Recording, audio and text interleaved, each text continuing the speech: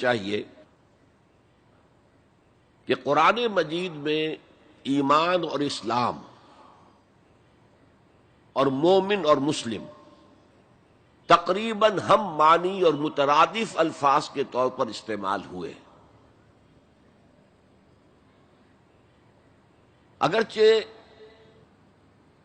ایمان کا زیادہ تعلق انسان کے باطن سے ہے، اس کے ذہن سے ہے، قلب سے ہے، اور اسلام کا زیادہ تعلق اس کے عمل سے ہے، تاہم جس شخص کے دل میں ایمان ہے اور عمل میں اسلام ہے اسے آپ مومن کہیں یا مسلم کہیں کوئی فرق واقع نہیں ہوتا۔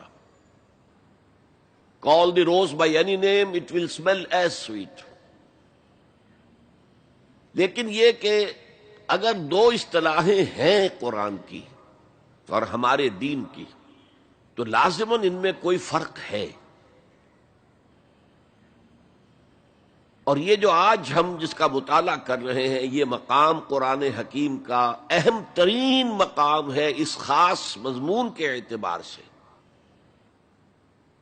یہ وضاحت میں نے اس لیے کر دی کہ خاص مضمون کے اعتبار سے کہ قرآن کا کوئی ایک لفظ بھی غیر اہم نہیں ہے،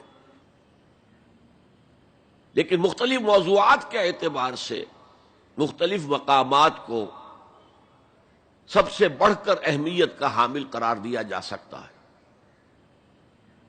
تو خاص اس موضوع پر، ایمان اور اسلام کے فرق پر، یہ مقام قرآن حکیم کا اہم ترین مقام ہے۔ قالت الاعراب آمنا، یہ بدو لوگ کہہ رہے ہیں ہم ایمان لے آئے۔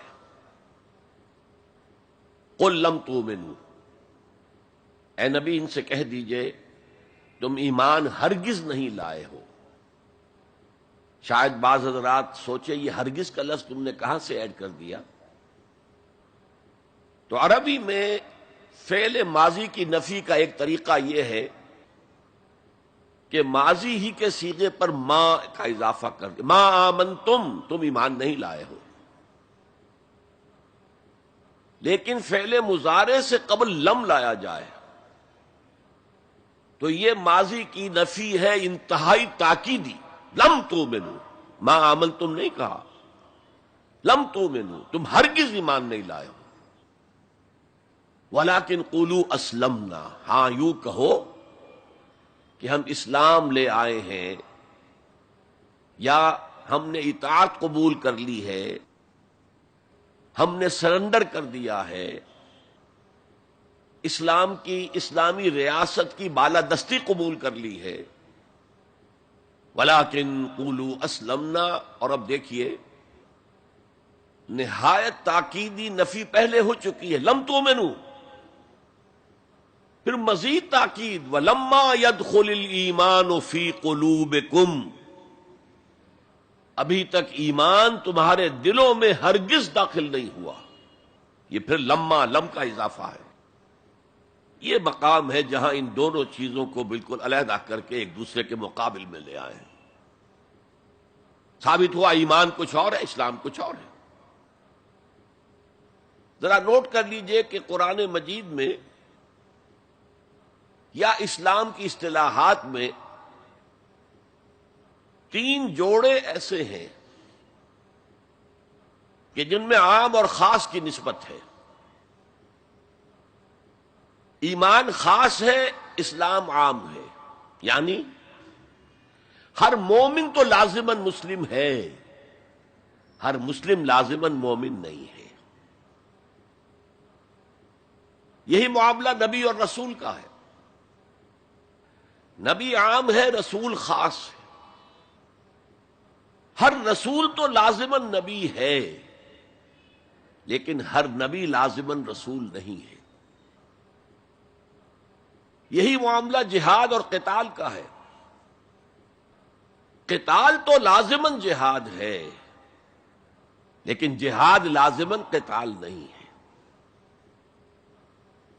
ان اصطلاحات کے بارے میں بہت خوبصورت بات کہی ہے مفسرین نے، اذا التقیا خالفا واذا خالفا اجتمعا۔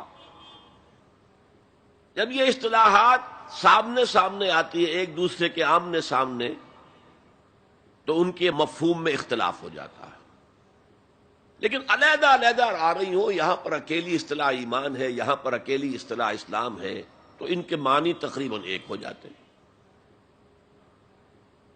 اور دوسرے یہ کہ یہ اصطلاحات جو ہیں جوڑے، یہ ایک دوسرے کی جگہ پر استعمال ہو جاتے ہیں،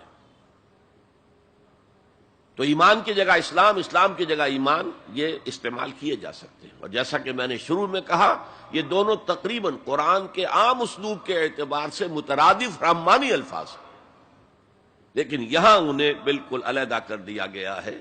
قالت الاعراب آمنا قل لم تؤمنوا ولكن قولوا اسلمنا ولما يدخل الايمان في قلوبكم